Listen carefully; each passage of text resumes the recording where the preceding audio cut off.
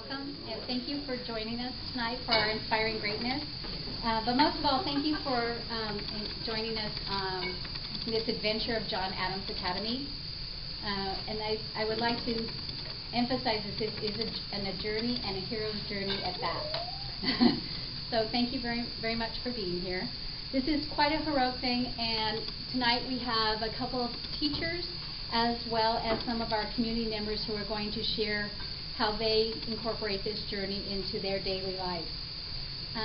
But before we do that, I want to kind of draw an analogy of how I came to an experience many years ago, and I re-experienced that when I entered John Adams. Back in my early corporate days, I had the opportunity of traveling throughout Europe and Israel, and I came upon a cathedral in Milan. And this was an amazing Gothic architecture. It was just beautiful. And it took about 6 centuries to create and finish. And Milan, if you've ever been there, is this noisy, crazy, taxi honking, beautiful people, fabulous food city.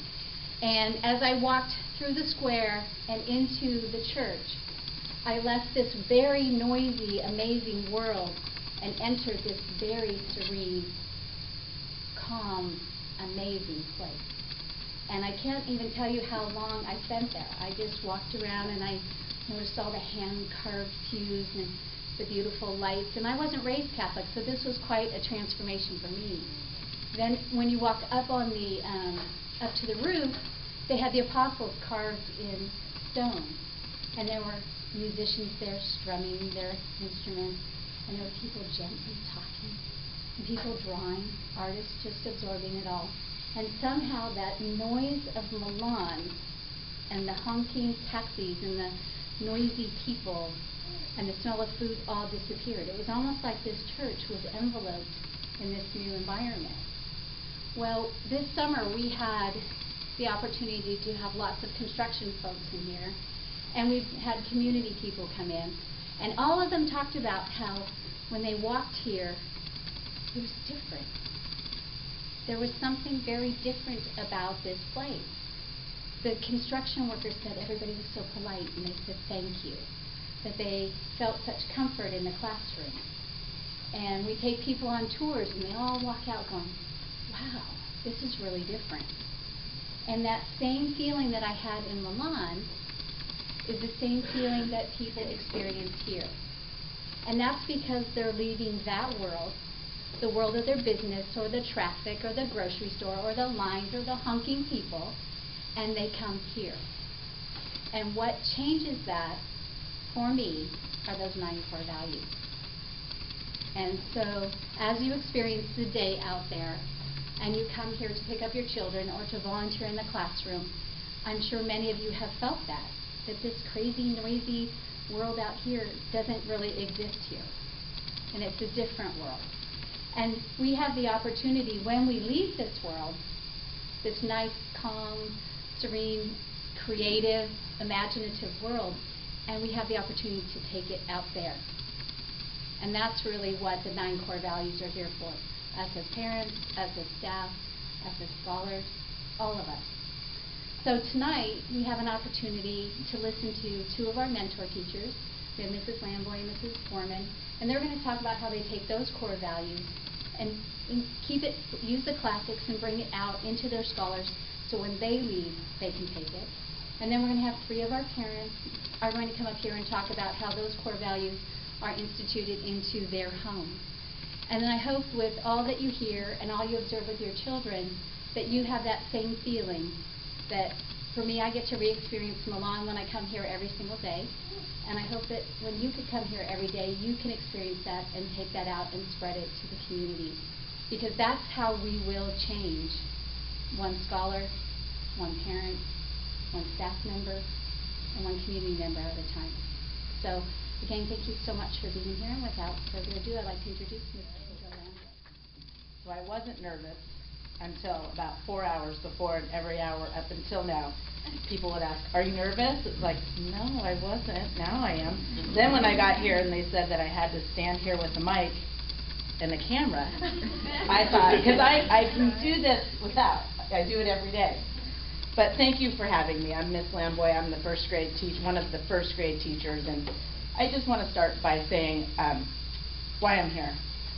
I'm here truly because of the mission of this school, which is to restore America's heritage, and it's such an amazing opportunity that I have as an educator to be part of something that's really classic but innovative at the same time. And I have a really hard job. I don't know if you've ever seen our first graders, but I walk up the stairs every day and think, oh, it's so hard, but it's worth it.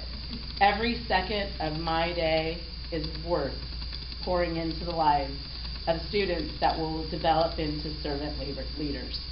And I have a great job. I couldn't ask for anything different or anything better. So how we use the 9 core values in our classroom is it's really the fabric of the culture of my classroom. It provides a structure in the classroom that allows for freedom. When the kids understand the expectations coming into my classroom, there's so much freedom in that. And after 52, 53 days of school, it's almost a class that can run itself. And that's an amazing thing, because now they can be creative and entrepreneurial in their own right and almost develop lessons on their own. And so what we do in our classroom is, it's a reminder. We start our day with it. We start with the morning pledge on the playground. We come in, we have our first meeting, and we move to our seats. And I have a leader that leads every week. It's a new leader that leads in the reciting of the 9 core values. And it's funny, today was a day where we really couldn't start it. It was just a day, it's the first time. And they insisted that we end with the 9 core values. And we did. And one of the things we do is with the posters that are over here, you'll see, I used these posters, and it was hard because we wanted, of course, to pose the students in ways where it really exemplified that core value. But what I realized, and thank you to my husband who did these, but what I realized is it really brings it to life for them when they see themselves in a way that they can achieve these 9 core values, and they can.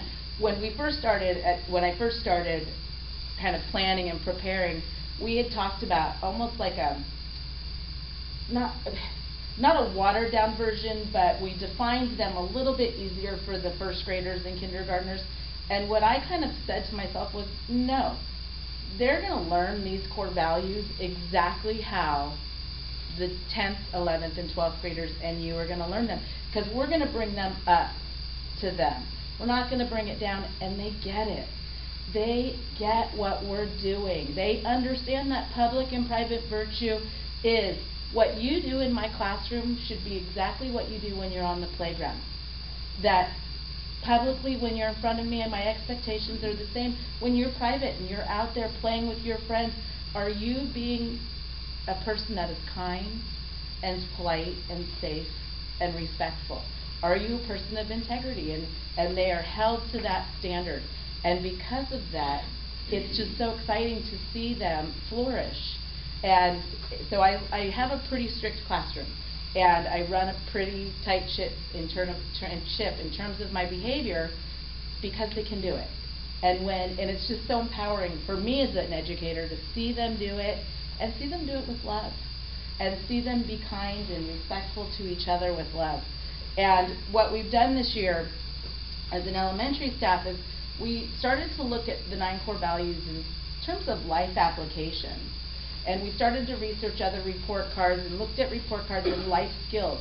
And what we did is, when you had your conferences this week, you would have, if you're K-5, you would have gotten your report card, and we've inserted the life skills under each core value, the way we're kind of really defining them in our classroom every day. Public and private virtue. Are you respecting the rights of others?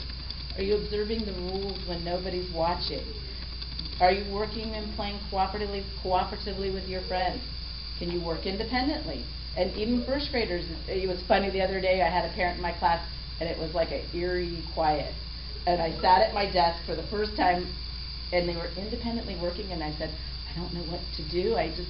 They're doing it by themselves, and they were quiet.